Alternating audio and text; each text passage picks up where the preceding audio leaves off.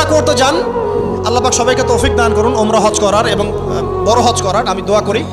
ওখানে সবচেয়ে সেরা যে দৃশ্যগুলো দেখা যায় তার মধ্যে একটা রাসূলুল্লাহ সাল্লাল্লাহু আলাইহি ওয়াসাল্লামের রওজা।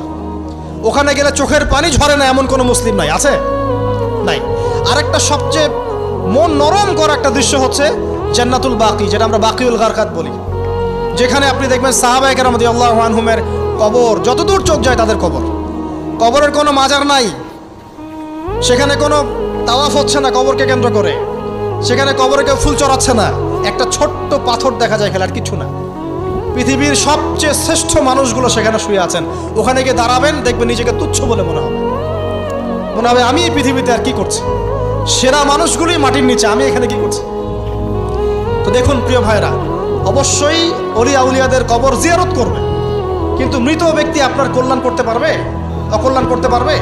হ্যাঁ, তারা আল্লাহর কাছে সুপারিশ করতে পারবে আল্লাহ পাক যখন তাদেরকে অনুমতি দিবেন। তারপরে আল্লাহ পাক যখন অনুমতি দিবেন তখন নবী সাল্লাল্লাহু আলাইহি ওয়াসাল্লাম সুপারিশ করবেন, অলিয়া উলিয়াগণ করবেন, আলেম ওলামা করবেন, শহীদগণ করবেন, হাফেজে কোরআন করবে, অনেকেই করবেন ইনশাআল্লাহ।